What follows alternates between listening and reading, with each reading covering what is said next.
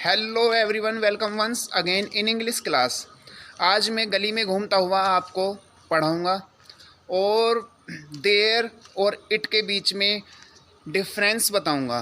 क्या डिफरेंस होता है इनके बीच में, ओके।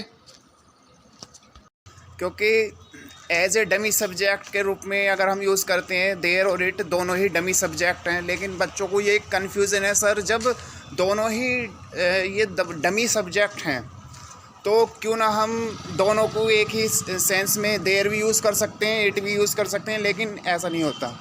जहाँ पे देयर का यूज़ होगा वहाँ देयर का होगा, जहाँ पर हम इट का यूज़ करेंगे वहाँ इट का ही करेंगे एज इज डमी सब्जेक्ट के रूप में, ठीक है। वो सब डाउट क्लियर हो जाएंगे और वो भी एक बहुत आसान तरीके से और बहुत ही कम समय में। जैसे कि शुरू में हम देयर वाला कॉन्सेप्ट लेते हैं। देयर वाला, जब किसी चीज़ का एग्जिस्टेंस बताया जाए, ठीक है, तो वहाँ पे उन वाक्यों को हम देयर से शुरू करते हैं।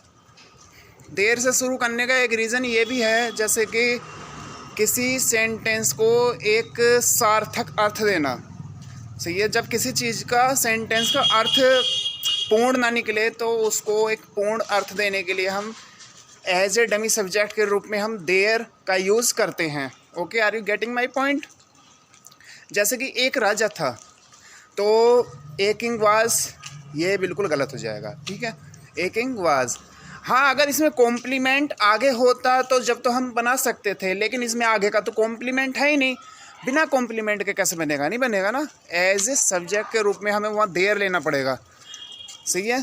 तो एक राजा था, देयर वाज ए किंग, ये ऐसा बनेगा, सही है। और वहाँ राजा का एग्जिस्टेंस बताया, तो इस वजह से हमने, जहाँ मैंने बोला था ना शुरू में एग्जिस्टेंस किसी चीज़ का बताएं, वहाँ पे हम देयर से बनाएंगे, ओके। रही बात, नेक्स्ट एग्जांपल एक और दूंगा।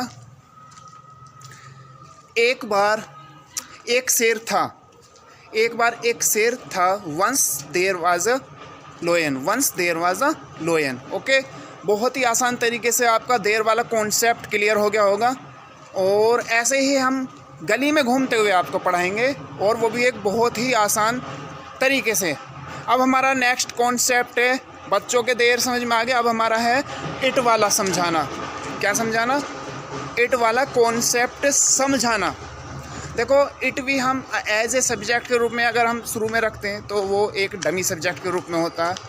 और जब ये डमी सब्जेक्ट के रूप में हम स्टार्टिंग में लेते हैं इसे शुरू में, तो वहाँ पे इसका कोई अर्थ नहीं होता। जैसे हम डमी सब्जेक्ट के रूप में देयर लिया था, वहाँ भी उसका कोई अर्थ नहीं था। बस एक सेंस कंप्लीट करने के लिए, एक सेंस देने के लिए सेंटेंस को हमने उसे रखा था, जिससे कि हमारा सेंटेंस बिल्कुल करेक्ट हो जाए, ओके।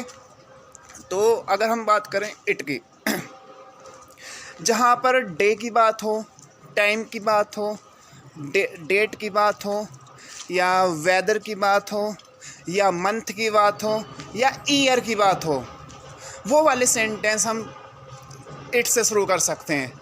जैसे कि आज छुट्टी है, इट इज़ हॉलीडे टुडे, ऐसा बनेगा। और मैंने अक्सर बहुत जगह दिया है, मैं नाम तो किसी टीचर का नहीं लूँगा, वो ऐसा बना देते हैं टुडे इज़ हॉलीडे। मुझे काफ़ी हर्ट होता बहुत ज़्यादा एज ए टीचर, ओके। तो ये अगर हम सेंस के हिसाब से बनाएंगे, आज छुट्टी है, इट इज़ हॉलीडे टुडे, ऐसा बनाना चाहिए, ओके। और अगर बात करें जनवरी का महीना था, अगर था वाली बात हो, it was the month of January, इस तरह से भी बन सकता है। और इससे बनाने के और भी कई तरीके हैं वैसे तो। और अगर बात करें हम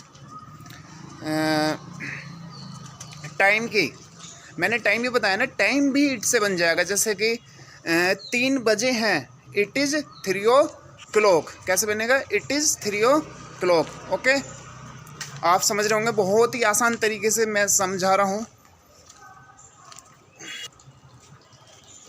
और एक सबसे नोट करने वाली चीज़ और है, जहाँ पर हमारा जीरेंड वाले सेंटेंस होते हैं या इन्फिनेटिव वाले सेंटेंस होते हैं, उन्हें भी हम इवन देन उन्हें भी हम इट से बना सकते हैं। जैसे कि smoking is harmful, smoking is harmful, सही है। अगर हम इसे ईंट से बनाएंगे तो ईंट से बनाने का जो हमारा स्ट्रक्चर होगी ईंट से बनाने की, स्मोकिंग इज हार्मफुल, सही है।